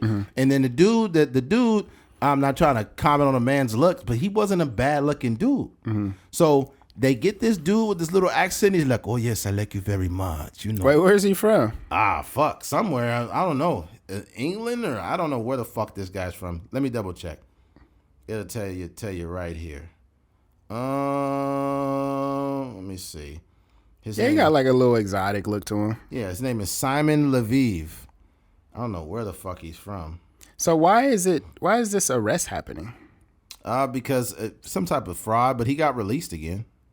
He got released on good behavior. Yeah, I don't know that there's anything illegal going on. Man, this guy, he should write a book. Yeah. I don't know if he was able to save any money that he was, wired by these women, but he should write a book about his life, and then he should write a separate book about the tactics that he used, because it's probably like some mixture of like 48 Laws of Power and Alchemist and all these different things that he probably been studying his whole life, and he just started utilizing it. Yeah, I think he read a couple books. He also read a book on how to fuck. Yeah, because he sure used that on these women. I guarantee you that. And people say, well, that's a very immature way to look at it. No, it's not. A woman that is busy and very successful is probably not getting the sexual relief that she would want to get unless it's coming from a vibrator or some type of sex toy or something. So when this guy comes around and he's putting off this image as if he's rich, he's taking you to these extravagant places, everything you want, he's got you. He's basically, what do they call that? Love bombing. I guess they call it. Whatever the fuck. They always got some new words here. There's always some new words. Some bullshit. Liberals. Yeah. Yeah, just some new meanings. But this guy is giving you everything that you want. This is where women got to be careful. And I mention this, and women will listen to a dude like me, and if they don't like what I'm saying, they'll label me disingenuous. I'm being honest about everything I'm saying. But there's a bunch of motherfuckers that get away with lying to women, and you just eat out of his fucking hand. Derek Jackson, oh my, he still has women eating out of his fucking hands. You know why, right? Because Derek Jackson can articulate himself well. He's handsome. He has a lot of money, and he's buff. He is everything a woman wants, yet he will manipulate the fuck out of you. He is the worst nightmare that a woman can have. Yeah. And women fall for it all the time because women have, in their minds, they have this fucking fairy tale. And most men don't check off that box, right? Yeah. Most men don't check off these boxes, but, handsome, smart, money, he's smart, all of this shit. And once that dude pops up, he can do anything he wants to you. Yeah. You left yourself, and the thing about it is, I hate those little dudes that have been popping up on the internet. There's this other dude, I forgot his name. He's on TikTok. He has a huge following that's mostly women. And he'll say some shit like, if a man can't pay all your bills, then you single. That's what he said. Like, this dude says shit like that. Like, and women be like, that's true, for reals, preach. Yeah. And it's like, this dude is a manipulator. Don't you see? He's telling you all the things you want to hear. Yeah. And then to make it worse, if he fucks the shit out of you, now your dumb ass is going to give him all your fucking money. Yeah. You got to be smarter than this. This is why me and Keith talked about it earlier. This is for men and women. Most people shouldn't be with nobody. You need to take a year or two to figure out who you are. Or you could either be manipulated, or you could be with somebody that's toxic, or you may not know when it's time for you to back away from somebody. Yeah. And a lot of women, in this case, a lot of women get caught up in that shit, and you gotta stop allowing the wrong men to infiltrate you. And it's gonna keep penetrate you. Yep, infiltrate. First, see, here's the thing. A man that's a mass manipulator, first, he's going to fuck the shit out of your mind. He's fucking the shit out of you without fucking you yet. Then when he fucks the shit out of you, he got your mind and your body. Now you ain't going nowhere. Yeah. That's the game. And women don't get it. And the funny thing, too, is I don't give a fuck how many of your girlfriends you talk to. None of them can tell you what me and Keith are telling you. Because we know men like this. You know what I'm saying? That's the biggest difference. And I mean, unfortunately, I know it's not like... it's not what do you call it? It's not a very digestible message to give to people, but it's the fucking truth. Yeah. Yeah, people, I mean, that when you're a woman and even a man, but just in this conversation talking about a woman, when you're out here like desperate, desperate in a way where like you're always searching for love, or like you're always in and out of relationships, you're going to end up with one of these guys. Yeah. Cuz you're not taking your time to actually like be patient and learn a person, and then that's how you end up with these guys. Or you're so in love with the idea of love that you're going to put up with just some nonsense, like a toxic relationship, And like you said, we know people like this, people that get caught cheating or get caught having a whole other relationship, and they just kind of stay together because they don't want to be alone. Yeah.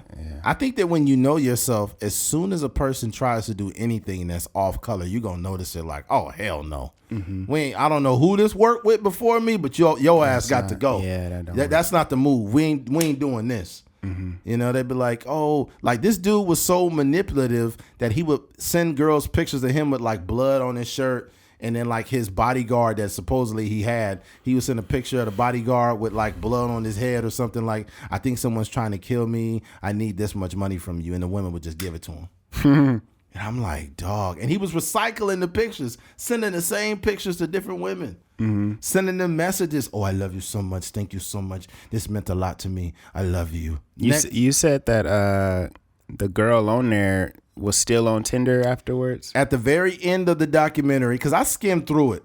I've already listened to this on a podcast that was way more in depth.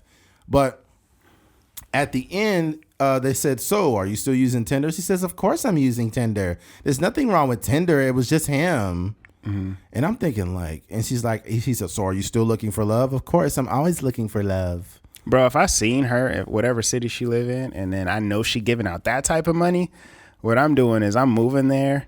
I'm hopping on Tinder. I'm getting some Blue Chew and some Clap Cleats. Yep. And then I'm going to shoot my shot. Yeah.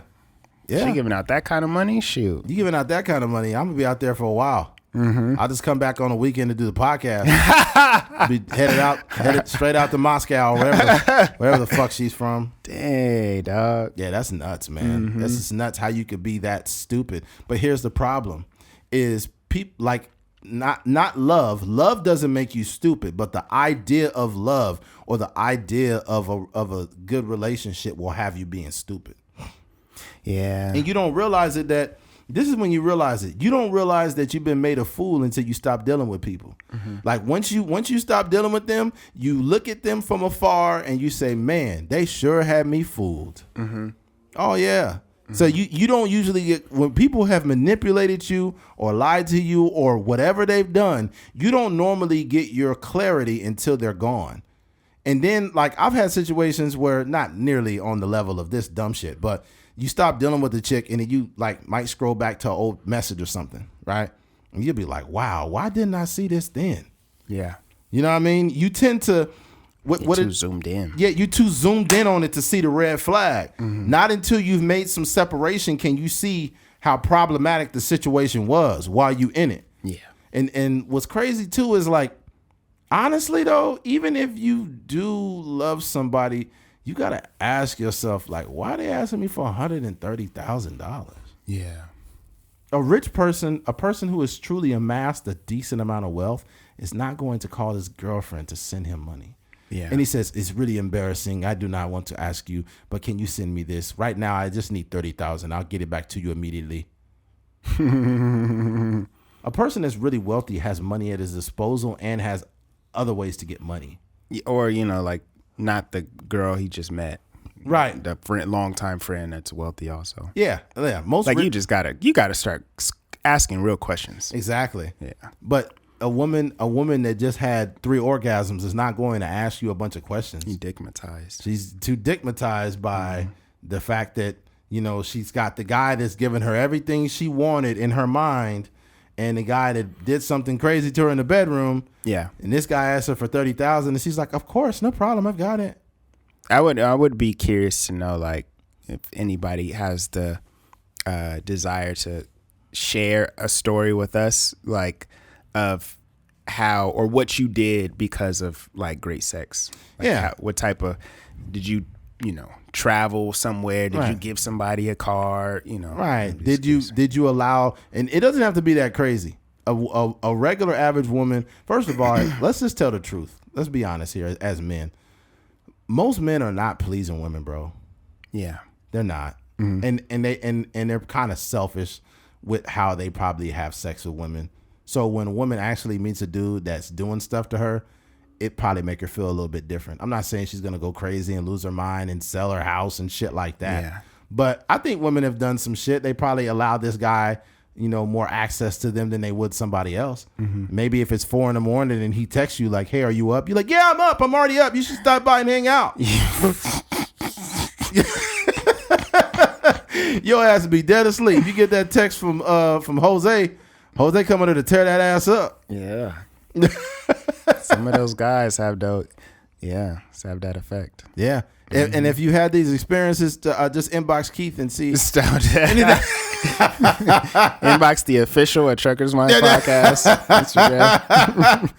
Yeah. If you or a friend have had a situation like that, just hit the DM and I'd be more than glad to like hear the story because I'm sure it's probably pretty comical or just something we probably could share or not share if you want to be anonymous. If you want to keep it anonymous, keep it anonymous. Yeah, we need a little more interaction on the pod. Man, let us know what's up. Let us know. Let us know what's going on here. That'll be funny. But yeah, to sum this all up, man, these women were willing participants, even though they got used and they got swindled. You got to be smarter than that as an adult, and that's not just women, that's men.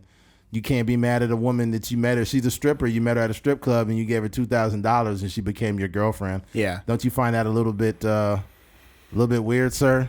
Yeah. That that you only your relationship started by you giving her money, and then when she used you, you had the nerve to get mad at her and call her a bitch and all of that. Like, bro, you started off by giving her money. Yeah. You know, you broke your own heart, man. Mm-hmm. Gotta be smarter than this, man. We're adults. Yeah. You know, especially if we're working jobs and we're regular people, we shouldn't be giving everybody our money. Yeah. And stay off the dating sites, man. Yeah, please. Not to try to find no real. Stay off of all of them. Relationships. I haven't been on a dating site now. Fuck, how many years has it been now? Shit, or easily. Oh, man, it's been about 3 years. It's been a minute. It's been, yeah, I think I got off of them in fucking no later than 19. I remember I had deleted mine, or I don't know if it's deleted or deactivated, but and then T-Mobile, they have the T-Mobile Tuesdays. Mm-hmm. So there was one, I think Super Swipes was yeah, 1 month they had the Tinder Gold on there for free. So I hopped on there just to see what the buzz was about, but that's pretty much it. Yeah, don't be fooled by these sites too. I don't want to keep killing this topic, but don't be fooled by these freaking apps. These dating apps. That's not how humans are supposed to meet. Mm-hmm. I mean, you're basically, when you go to Tinder, it's basically McDonald's. Mm-hmm. It's basically Carl's Jr. It's basically all these fast food places. It basically, you should call it fast fuck. 'Cause that's what it is. Yeah. The chances of you fucking somebody are very high versus you actually being in love with them. Yeah. No one is really taking you seriously. You are just a swipe through. Mm-hmm. When they swipe through your face, they're like, oh, she got nice tits. Let me hit her. Let me hit the like this is how men are objectifying you on these fucking apps. And this is how women are objectifying men. Oh, he's hot. Okay, boom. You don't give a fuck about how smart he is, how whatever. You just want to set up the date. Remember the short dude that was going crazy?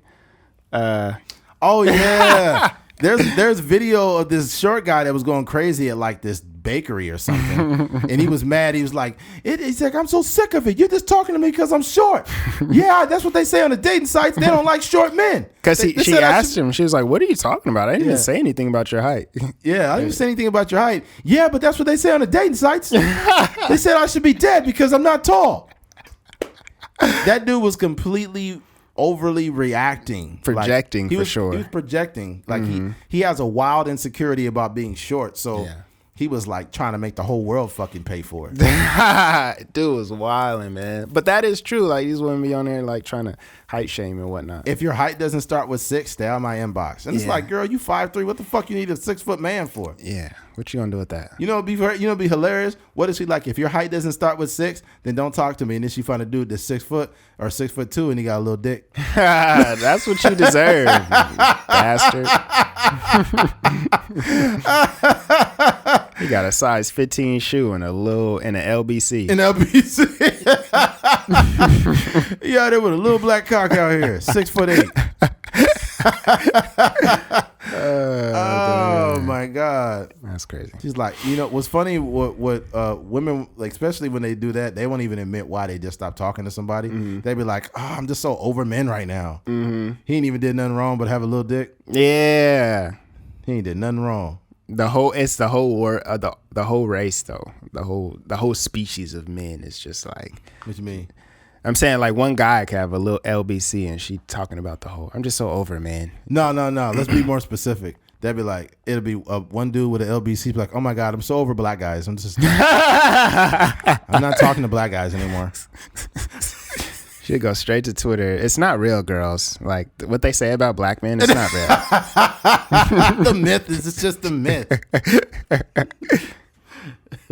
People also need to stop. This is just me ranting, but people also need to stop, like, sharing their innermost personal thoughts on social media. That needs to stop. Because people be on there like, I just hate my mom, and like these kind of like personal things. Like, instead of going to Twitter with that, get a journal or something. Get a therapist. A therapist, yeah, for sure. Or even like voice notes. Just record your thoughts in your voice notes and just keep them to yourself, because people be on there talking crazy. You know, imagine somebody like vents to social media, like, my aunt could be a bitch sometimes, and then the aunt pop up, fuck you, bitch. That's what happens. That's the type of stuff. Even me personally, like, and I deleted it because I'm not the same person, but I had said like some disrespectful stuff about family members, and nothing that's just like crazy, but disrespectful enough to where like people would be like, yo, why would you say that about me? you know. So I kind of combed through my stuff and deleted that and even now when I sometimes I get ready to tweet something or post something on Instagram, and then I'll just think about it and I'll be like, nah, I'm not gonna write that because this is just not the space for that. No, it's not. Definitely not. Yeah, save that shit. I'm not going to even describe the situation, but I sent something to Keith today that I seen. It was basically a couple that had broken up, and there was all kind of wild allegations coming from both sides. Yeah. I'm just like, dude. And it was crazy. These are the same people that post all those happy pictures together about how in love they are, and then they break up and the most wild shit be coming out. Yeah. Why? That's why you threw me through a glass window for no reason. You'd be like, what the fuck is going on? Yeah. Yeah, but you wasn't saying that when you hit me with a baseball bat in my head. You'd be like, "Oh my god!" Do you think who has the worst things to say after a breakup? Is it the guy or the girl? Usually the woman. Woman, yeah. And the reason why too is because women are more likely to express how they feel. They're just more likely to express it. They're less likely to just be quiet about it. What I've noticed. I'm not saying every woman is a loudmouth and they got to say something. I'm just saying they're more likely to speak about something to their homegirls when it happens because women have no problem venting their frustrations. You know, men will say some fucked up shit, but for the most part, if you don't say nothing, he ain't gonna say nothing. Because I'll tell you this. I don't talk bad about women I used to date or talk to. I don't say shit about them. Even if I felt they was a piece of shit for whatever they did. I don't have if we're done, we're done. Me and you both know what really happened or what went on. I don't need to make you look bad because you will never make yourself look good by making someone else look bad. Yeah, a lot of times too, like people can see through the nonsense. Yeah. So some women they'll go on a date with you and they'll be venting about their ex, and you be like, I think you were a little crazy too. Oh yeah, you can tell they crazy. Yeah, it's just like my boyfriend. He was just so toxic. Like, you were complicit in a lot of these things, and you stayed with him for 5 years. So, yeah, you know so what does that say about you? Exactly. At that point, I'm just off. Like. You know, for ladies, you can take this advice or leave it. It's fine. You don't have to listen to anything I say. But what I will say is even if you catch yourself talking about your ex while you're on a date, please don't continue. Yeah. Just don't. Catch yourself and be like, listen. You know what? And even if you need to apologize, say, hey, you know what? This is our first time meeting. I don't need to be telling you all this shit. Sorry about that. And just get right back to the date. It's such a turnoff, man. And not to mention, I think it's disrespectful. Yeah. If let's just flip it. Let's say I'm a man on a date and I bring up my ex girl about 3 or 4 times on that date. Like, yeah, my ex was annoying. She would always just get the lobster cakes and then, you know, that. But yeah, on my ex girlfriend's birthday, she came here to BJ's and got the bazooki cookie when it wasn't even really her birthday. Bazooki.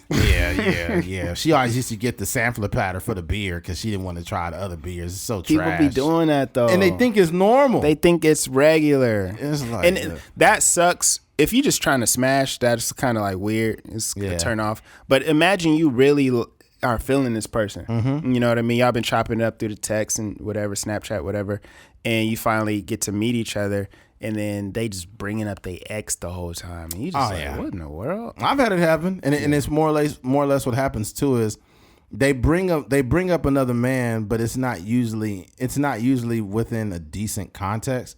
It's usually something that's just like leaving it in the air. You don't know. They'll be like, so do you know such and such or such and such this or that? And then it's like you bringing up whatever dude for no reason. Do you know it? I don't know who needs to hear this, but it's completely possible to have an interaction with someone you're trying to meet without bringing up an ex, without bringing up a love interest, without bringing up drama, without bringing up toxic stuff. It's completely possible. And if you can't do that on a date, then I already know I can't fuck with you. Yeah. Unless we make a mutual decision to just go into some bedroom and go fuck, we have no other reason to be talking anymore because you're going to waste my time. I don't trust you. Yeah. I don't trust you at all. I could look at you. You would never. I've created this, I won't say created, but I have a masterful way of continuing to be respectful, continuing to keep the humor and to keep the morale and the jokes up and keep the exchange going. But the whole time I'm like, in my mind, I'm like, yeah, you're a piece of fucking shit. Yeah. And your thing has your view of them has completely like shifted. It's shifted. Boom. You've turned me upside down. I just don't know how to deal with this situation. Yeah. Going forward, but if it leads to sex, that's great. But if we don't do anything, that's great too. Perfectly fine too. My thing is when you ever mention sex, though, women will automatically think you're just a piece of shit. Like, oh, that's all you want. False. We don't have to have sex at all. We don't have to do anything. You're not obligated to do anything for me. Women don't owe us anything. But let's be clear. If we make a mutual decision to go fuck, then that's cool because there's nothing else we could do. At least if think about it, sex is a symbiotic action. So if we're having sex with each other, then at least we've made something out of the situation. Yeah. But I'm not about to stick around when you talk about your ex. Yeah. What the fuck is that doing for me? That's not the energy you want to bring into, like, even a friend with benefits type of thing. Like, you always bringing up your ex. Imagine they brought up their ex during sex. Like, my ex used to arch my back more. Yeah. Yeah. Make sure y'all inbox Keith, man. That just reminded me of something which I would never say on the podcast, but yeah, that was yeah. That doesn't help anybody. Bring up something on the podcast that you never bring up. I'm just saying, like, that's why I didn't really react to what you were saying. Oh, okay. Yeah. Well, it's good. That's a skill. You basically, what do you call that? You could basically edit yourself on the spot. Yeah. Yeah. And especially when you're doing a podcast, you're just talking the whole time. Just keeping the humor up, keeping the conversation up. You can say some shit and be like, "Ooh, I shouldn't have said that." Yeah, for sure. Yeah, I think it's a skill to stop yourself because some people say some wild shit. Yeah, people. It's a lot of podcasts that edit out the things that they say. Yeah, we don't edit out. Like we had some humor earlier about kthings.com. Kthings.com. We made the little Asian voice thing. Yeah, people know we're not racist, man. They know what time it is. Yeah. Yep. But yeah, there's that. All right, switching gears. You shouldn't always intervene. Me and Keith had a conversation about this. And basically, the conversation consisted of sometimes you just should not intervene in other people's problems. For example, if let's say you're with your wife or your girlfriend and you're just strolling down the street and then there's this guy yelling at his girlfriend and he just slaps the shit out of her. I'm talking about he just leans back and he slaps her to the ground. And you decide, you know what? I'm calling the police. And what if your wife says, hell no, you need to intervene. You shouldn't allow a man to beat on a woman like that. And let's say your wife's like, hey, motherfucker, don't put your hands on a woman, right? Here's the problem with that. Your wife or your girl just inserted you in a situation without even giving you permission, or like without asking for your permission to do it. And we got to think about this. In 2022, we understand that people are crazy. People really out here with AK-47s in their car. Yeah. People are getting shot on the freeway. Like, this is not a game. So if your girl is yelling and screaming at some dude not to hit a woman, here's the problem. She inserted you without your permission because what the fuck is she going to do to a grown man but get slapped? All she going to do is go up to another grown man that just slapped a woman and she going to get slapped too. Yeah. Now you got to fight this dude and beat him up and he going to blow your fucking head off. It's important to not always intervene in situations. You can get seriously hurt out here. I'm not saying that you should not value women or protect women. I think you should, but you cannot always fight people's battles. You don't know them. Yeah. I remember, and this is the God's honest truth. I was telling Keith this. There was a situation. I have an aunt. I'll keep her nameless. It's on my dad's side. And she had a history of dating men who were abusive, right? And a dude put his hands on my aunt. My dad caught up with him and beat the dude's ass. Don't you know my aunt called the police on my dad? That's the most wild shit ever, man. Crazy. Cops wanted to beat my dad up just because he was defending his own sister. It's fucking crazy. But this is why you can't step up for everybody, man. Yeah. You got to know when to mind your fucking business. Yeah. I think the best, so there's two sides of it, right? Like the the version where there's just a random person on the street. Right. You know, definitely stay out of that, right? Don't even, it doesn't even take a conversation. You know, don't say, hey, you should stop. Don't say nothing. You just mind your business, get in your car. If you need to intervene, just call the police. Because like you said, you just don't know. It's so much anger people got built up, so much frustration. There's so much trauma that a lot of these people are dealing with. And you trying to be a superhero is only going to end up dead or shot or beat up yourself. And then the version where it's a family member, those are they're a little more trickier. But even those situations, you just got to stay out of the way, because what happens most of the time is women that get abused, like, they just stick around still. So you're going to be the person that beat up the uncle or beat up whatever. And a lot of times that you know, it's in a situation where there's like children and stuff involved, right? Yeah. So, you know, they may have already had 2 or 3 kids, and essentially you're beating up their dad. You beating up your nephew's dad. Yeah. You know what I mean? So in like I said before, those situations, they fight for a little bit. She gets slapped up.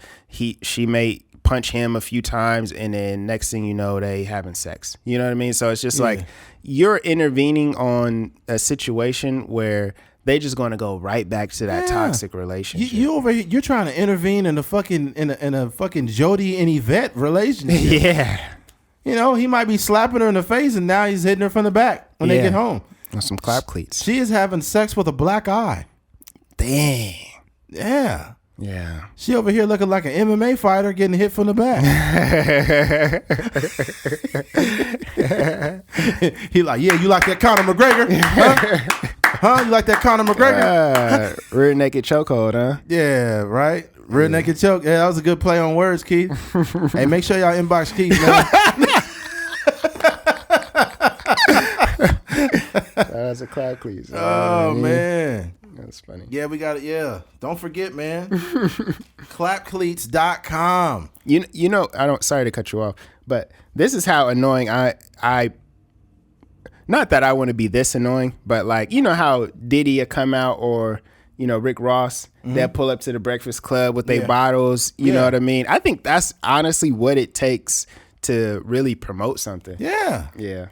100%. Well, it's not so much to be annoying. It's like you have to believe in what you say. If we just got on here and we said, hey, y'all go to clapcleats.com and use this use trucker code trucker69. All right, let's get into the show. How seriously would you even take the product? Facts. Yeah. I think you got to really believe in it. You got to really believe in it. Not only believe in it, but you have to, you know, put some mustard behind it. Let people know what's going on. Not lies, you know, maybe a little humor, maybe some, you know, indirect marketing and whatnot. But hey, let them know, hey, go to Clap Cleats. You know, do it like Kanye West. Yeah. Yeah. What I want you to do, okay, is I guess you could get like a clipboard or something like that. And I want you to have sexual relations without any Clap Cleats on first. All right, and then you do a little score, you know, the little score. A 1 to 10. Yeah. And then you do it with Clap Cleats, the next one, and then do another evaluation and see exactly what changed there. Yeah, round 1. Do it on separate days though, because you know energy. You might be tired a little bit, so do it on separate days. Maybe on a Monday, you know what I'm saying. Do it without the Clap Cleats, and then on Wednesday, you know, get the Clap Cleats going. So sex on a Monday? It's not gonna be very good, man. What's wrong with Monday? It's the beginning of the week. I don't know, man. It's the beginning of the week, but damn, you're going to be tired from work.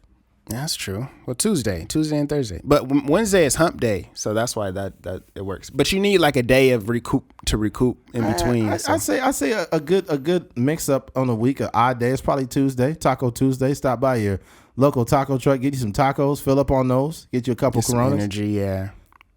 Couple Coronas, you know, maybe pop in something late at night. You gotta do it without alcohol though. No alcohol? Yeah, because if you do go out on a weekday, you probably only gonna drink on like Tuesday. Yeah, you know, I mean, nothing serious. Yeah, Tuesday night, tacos, maybe like 2 Coronas or something, not to get you drunk, get you a little buzz going. Get a little buzz. But I'm saying that may affect your performance. So if you do go on the next day when you got the Clap Cleats, you got to make sure you drink a couple Coronas too. Yeah, I mean, and look, that will actually intensify the pleasure. Yeah. You know, when you fill a woman's stomach up full of tacos and penis in the same night. That sounds crazy. Yep.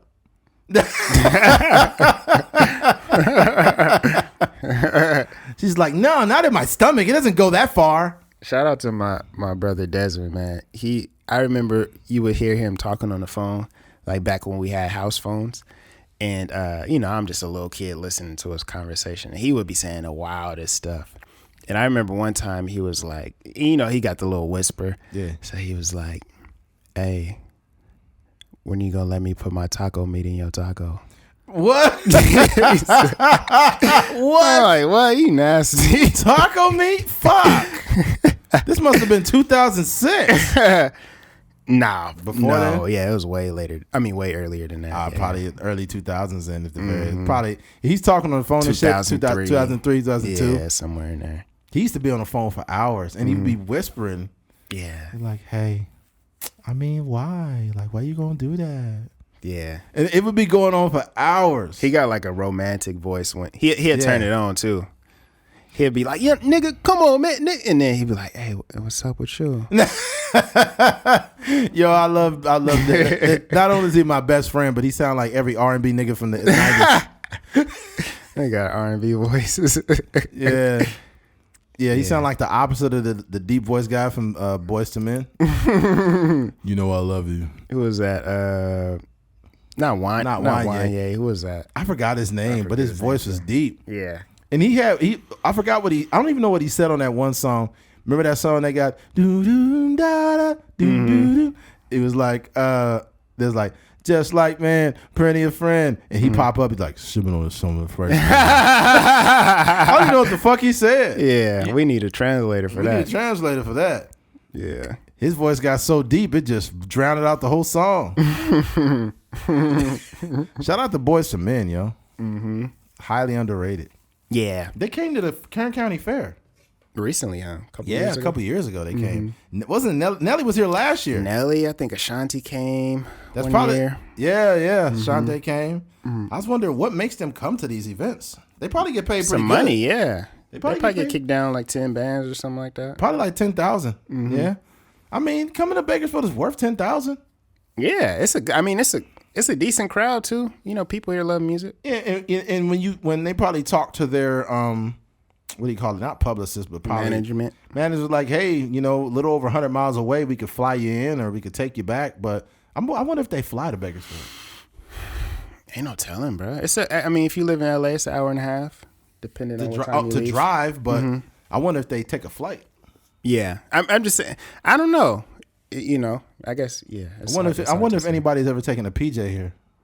I'm sure. I know, like YG. When YG came out here, he was performing at hookah bars and stuff. Yeah, he came in on it wasn't like a fancy jet, but it was a little plane that he pulled up on. Yeah, somebody probably in a high place let him do it. Mm-hmm.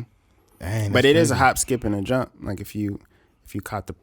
But I'm just saying, like the amount of time you're gonna spend going through customs and all that is probably faster to just drive. Yeah, but I guess the convenience of not driving. But yeah.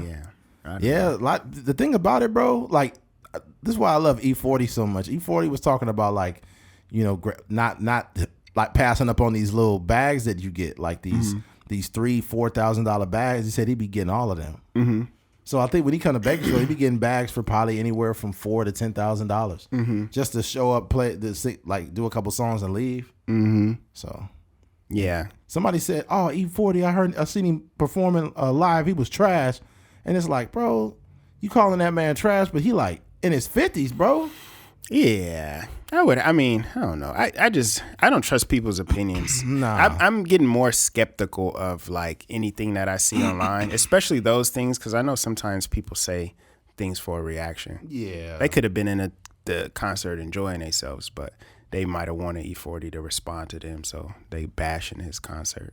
Yeah, E40 like 52 or some shit. Dang, yeah, he getting up there, man. A lot of the hip hop artists we grew up on are in their 50s. Yeah. 50s, late 50s. Method Man and shit. Nas.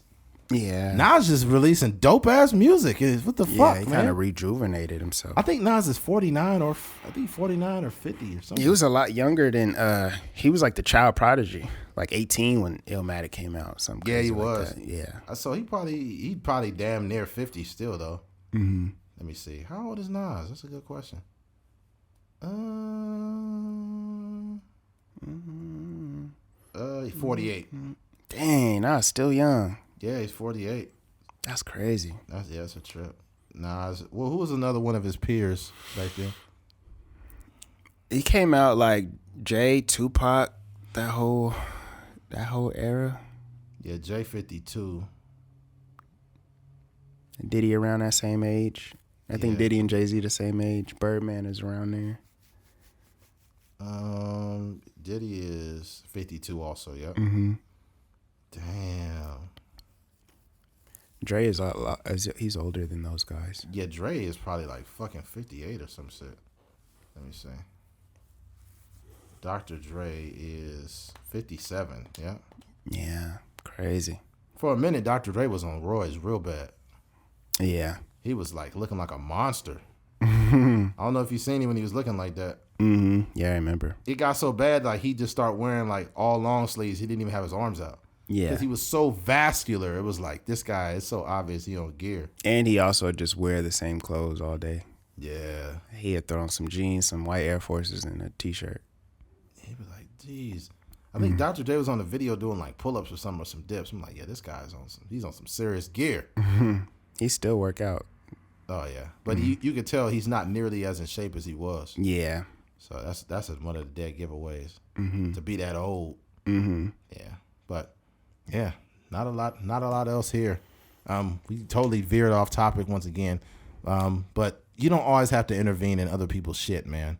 Yeah. You can it's completely okay to call the police. It is their job to break stuff up. Because you can get yourself in a situation that you can't come back from. Imagine you taking a stroll with the lady, and you see something, you intervene, and you get shot in the head. It's happened many times. The hero usually ends up in the fucking ground. Yeah, man. Shout out to Blaine too. Blaine is if you haven't heard that story, basically, a friend of mine, Blaine, he intervened, and some girl was basically getting sliced up at a Starbucks, and he basically went in there and saved her life. So I don't know if it was inside or out. I think it was inside of the inside. He of got the cut up Starbucks. pretty bad himself. Yeah. He survived, and it's a great story, and a real hero. But yeah, it's crazy. Oh man, that's gotta be. In order for somebody to do that in public with a knife, you gotta be psycho. Oh man, it's so much mental illness out here, and we mask it so well because we're functional, right? We go to work, we do this, but inside people are losing their mind. You might have a woman of your dreams, and then you have a conversation, and she's like, "I just don't ever understand why you never punch me in the face." You'd be like, God damn, I'm out of here. That stuff be happening, man. It'd be crazy, man. You can't look. We just talked about on this podcast a woman that was putting her husband's cum in fucking cupcakes. She was a teacher and her husband was a deputy. You can't put things past anyone. Everyone is capable of something weird. There's somebody around you that's probably done something weird and you would never know it. They probably, the people you view in a high regard are probably the ones doing weird shit. So, yeah, there's that. I don't think we can get much more out of Keith, but sound effects.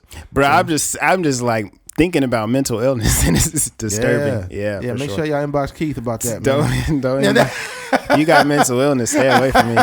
I'm stiff arming anybody with the mental. Yeah, for some reason, right on cue, there was always somebody making loud noises outside when we started doing. We haven't heard that in a minute, huh? I hope that guy's okay wherever he is. I hope he found a therapist. Yeah, great for him. As soon as he went into therapy, he's like, ah! Jesus Christ had dreads. Jesus walks. I wrote Jesus Walks for Kanye West. Yeah. If I talk about God, my record won't get played. Couldn't afford a car, so she named the daughter Alexis.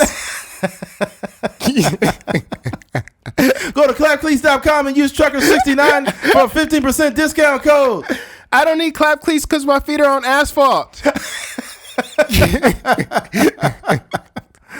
Oh, man. That's crazy. All right, looks like we came to the end of this one. Yeah. If you made it to the end of this episode, we appreciate you. Thank you for listening to a Trucker's Mind podcast. I'm Eddie McGee. It's your boy K Fings. We're out of here. Peace.